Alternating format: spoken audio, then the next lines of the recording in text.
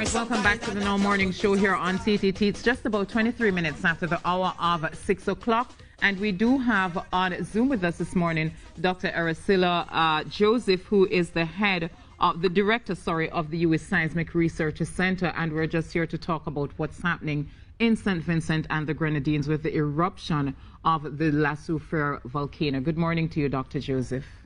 Good morning, Ms. Legault, and thank you for having me. Thank you so much for taking time out of your schedule to be with us here this morning. So let's just start with, we know that the volcano is erupting, and the last time I spoke with you, this is something that I think it's always important for people to learn, are the different kind of volcanic eruptions that we may have. Yes, so essentially there are two major types. The effusive, which means a gentle flow of magma out of a conduit or vent. And then the opposite of that is the explosive, which is, of course, more violent with ash columns and pyroclastic density currents associated with it. Unfortunately, with La Soufriere volcano, this volcano shows both types of eruption. Generated a very huge ash column. It had a Pylian-style activity, and it generated pyroclastic density currents. So with respect to what happens with an explosive event or an explosive eruption, you would have, as I said before, an ash column generated, meaning material incorporated in gas is spewed high up into the air, and this could get caught up by upper and lower level winds and transported in different directions. There can be what I call pyroclastic density currents, and this is material, hot ash and gas, that travels down the flanks of the valley, typically channeled down the volcano, typically channeled in valleys. We have, of course, ashfall ballistics, meaning big blocks being strewn, far away from the vent. These are some of the hazards associated with explosions.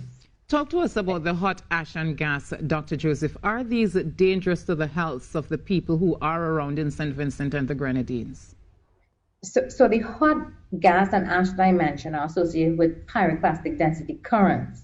And these are very fast-moving flows on the sides of the volcano. So nothing in its path survives.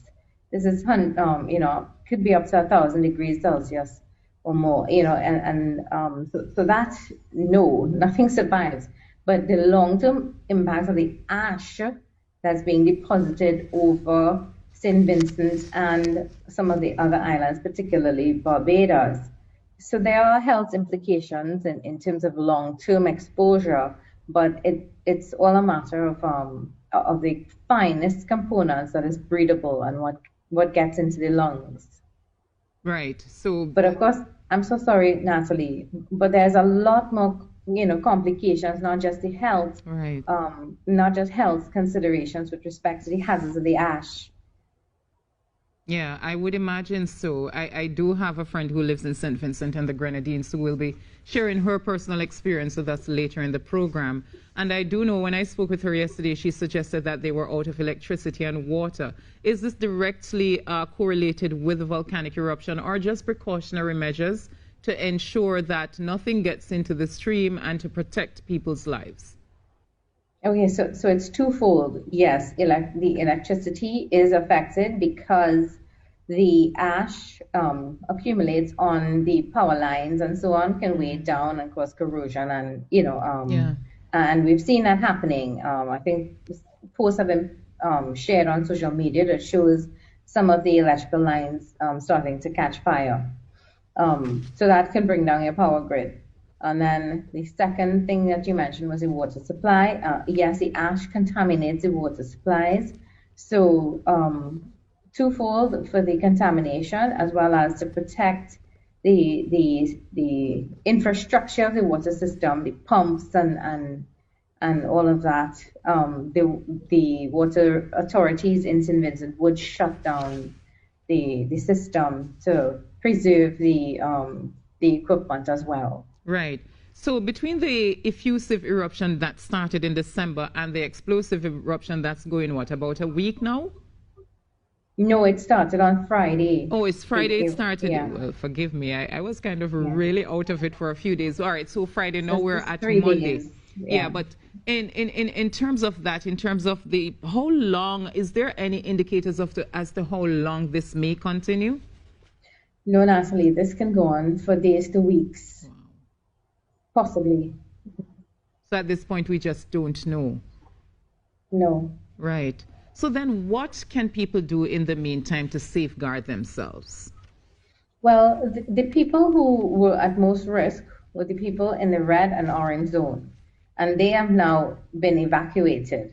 And anybody remaining in those zones, they really need to get out and find themselves shelters and safe areas in the green zone. And when I say safe areas, I mean safe areas from the direct impacts of the explosions and the activities. Yes, they will still be affected by the ash, but they would be out of the range of the flows and the ballistics and the other main hazards that could cause loss of life. I know that there was So, some rain yesterday in St. Vincent and the Grenadines. Does this help with the diffusion of the ash, or does it just like cement it onto things? depending on the amount of rainfall, and of course the thickness of the ash, particularly in the red and the orange zones, this can actually lead to more problems because, as you rightly said, it can turn the ash uh, that's on buildings and roofs and so on into more of a cement-like kind of consistency and weigh it down and cause damage to roofs and other infrastructure. But a light amount of rainfall in areas with less ash could help to clear the ash. But with the type of ash fall in St. Vincent, the rain isn't really going to help. Right. And in the red and orange zones, do we have any measurements as to how much ash are in these areas? Yes, our team went out yesterday. Forgive me, but it was shared in one of our advisories. At the time, it was a okay, so I can give you the general pattern, but I can't Yeah, give you the exact that's numbers off the top of my head. that's fine. So, and I think it's expected, most people would expect that from the south of the island to the north, the thickness of the ash increased. So I think it's probably safe to say a couple inches towards the or more towards the, because what is happening is that, remember, it's been repeated explosions with ash fall, and it's ash layers piling on top of ash layers, so it's getting thicker and thicker. So it's several inches right now in the red and possibly orange zones. Right. I would imagine that that has to be difficult. But Dr. Joseph, talk to us about, the crater itself. Is there any compromise to its structure as a result of the explosive activity? So we received around just after 5, we received some satellite imagery. Some satellite imagery was shared yesterday already on social media platforms that showed the effusive dome that had built up between the end of 2020 and 2021 was completely gone, and within the old 1979 dome, the bulk of that dome was also gone, and in its place was a deep crater vent. So this is the location of the new vent through which all of this activity is happening. And this morning, just after 5, we received some additional satellite imagery, which indicated that from the eruption that took place just after 4 this morning, there are signs of pyroclastic density currents causing, scarring the valleys towards the south, the west, the west, the southwest, and the south flanks of the volcano towards the Walibu area. If this continues, Dr. Joseph, do you think it is a possibility that it could get to the point where all Vincentians and people from the Grenadines will have to be evacuated? Now, they won't have to be evacuated based on, as I said before, the risk, direct risk of the explosive activity. It's the ash, the amount of ash that's being generated that will be making things uncomfortable. So no, not necessarily the whole island, because remember, I mean, there is a green and the yellow zones where that's outside of the direct impacts of the Yeah. explosions, but the amount of ash is something that they would have to take measures to try to keep clearing on a regular basis to avoid it becoming too uncomfortable. Right. And in terms of, I know that the red and orange zones have several inches of ash, but what about the green and yellow? Are they too? Do they have ash right across the island? Yes, ash is right across the island.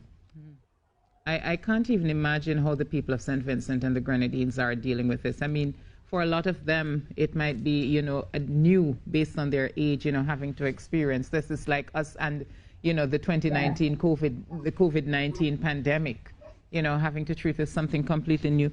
But, Doc, I'm here and I'm sitting and I'm thinking about it with all that is happening. How has the other islands been impacted? We've heard about Barbados, that I think is east. Is it east of St. Vincent and the Yes, Grenadines? that's correct. Right. Mhm. How has that been? How has that island been particularly impacted by the volcanic eruptions? So unfortunately, Barbados has been extremely negatively impacted by the ash being transported by the upper trade wind, the upper winds, taking a lot of the ash directly onto Barbados. There is some ash that's reaching to St. Vincent and some to Grenada, but predominantly Barbados has really seen the worst of it in terms of the impacts on other islands, neighboring islands. And if it continues, can we anticipate that other islands will be affected as well? It all depends on the level of the winds and the direction of the winds, but nowhere near what Barbados is being impacted by. These would be very light would be light ashfall in comparison to what's happening with Barbados. And one of the things I am particularly curious about is the topography of the land. How do volcanoes affect that? Well, volcanoes are mountains, so they are mountainous features. So in terms of topography, this is what makes most of the islands of the Lesser Antilles, rugged and most of the times it's associated with good things. People hike and enjoy, the trails and so on. So I'm not quite sure, what exactly you mean No, by I the was question. just trying to figure if, when we have volcanic activity, then I guess, depending on what it is, I was wondering if even by satellite imagery, if you would see a difference in the outlay of the land based on what's happening. Well, not the land, but yes, the areas, the volcano and the areas around it, which I just described when I spoke about the satellite imagery showing the scarring of the valleys due to the pyroclastic flows and the change in what the summit looks like now, Right. with no old dome. I mean, the old dome literally being Gone. destroyed. Yeah. Yeah. So definitely some changes there. But, long-term effects, volcanoes, 1979 to now, that's what, 42 years? Yes. 42 years. Whenever this stops, I mean, are there normally any indicators about how often we can have these explosive eruptions? No. We look at the only thing that we can look at as a guide to how the volcano any volcano is behaving is using the monitoring tools. And this is seismicity, ground deformation, and the gas monitoring. And these are things that the Seismic Research Center does throughout the English-speaking islands of the Lesser Antilles for the territories that we provide services to. So volcanoes show unrest periodically, meaning that we would see earthquake swarms associated with them, but that isn't necessarily, not every earthquake swarm leads to an eruption. It does show signs that the volcano is active and can erupt. Right. When things start to escalate, such as it did in St. Vincent, Montserrat, etc. This is and Kikamjani. We start to see changes, different changes in the signals associated with that, the seismicity and other signals, gas and deformation. And then these things are relayed to the authorities, depending on if it escalates towards the point that we believe that it's signaling precursory information with respect to explosions or So there can be a eruption. correlation between earthquakes and volcanic activity. Yes, but volcanic earthquakes, not Right. tectonic earthquakes. Because Okay. remember, we live in a tectonic setting, subduction zone setting, and we often get large earthquakes or moderate sized earthquakes throughout the year.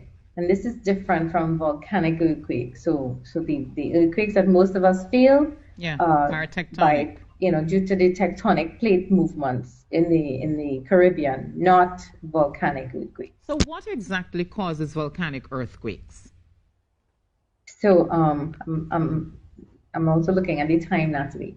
Um, We only the have 2 minutes, don't worry. Okay. Yes. All right. So quickly, volcanic earthquakes Yeah. so they're VT earthquakes or volcanotectonic earthquakes. These are associated with magma, fresh magma from a depth, trying to find a pathway. So it breaks up the rock, the rocks above it, and that generates a certain type of signal that we call volcanotectonic earthquakes.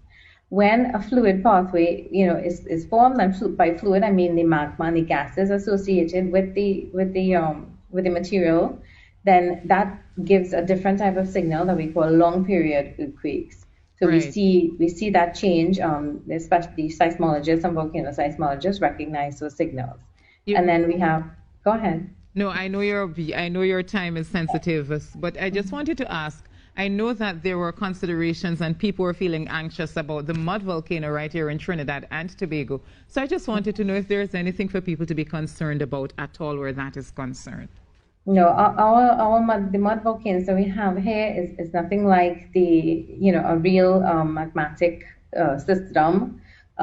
Yes, it's associated with explosions, mud explosions, but not anything the kind of scale that's happening in St. Vincent, and it's totally unrelated to the volcanic Yeah. systems throughout the region. All right, final words before we go, Dr. Joseph.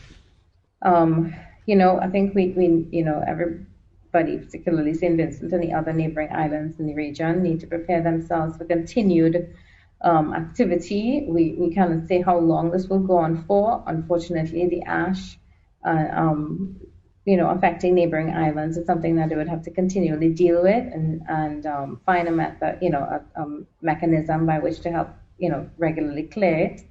But more so the St. Vincent itself, they require a lot of help. Yeah. And to please keep informed through the official sources of information, because and that is key, because people are sharing misinformation, and that's detracting from the work that we do, because then we have to go and, put Yeah, out releases and undo, yeah. address these misinformation. So you spend time dealing with the misinformation as compared to concentrating on the work that you need to do. That is exactly right, Yeah. Natalie. Dr. Joseph, we want to thank you so much for being a part of the Now Morning Show and sharing your wealth of knowledge with us. We definitely appreciate it. Thank you so much, Natalie. You're most welcome, Dr. Aracilla Joseph, Director of the U.S. Seismic Research Center. And she says we don't know when this is going to stop. We just have to wait, but prepare yourselves, do what you can to safeguard yourselves and help the people of St. Vincent and the Grenadines. We're going to take a break and we'll be back with you.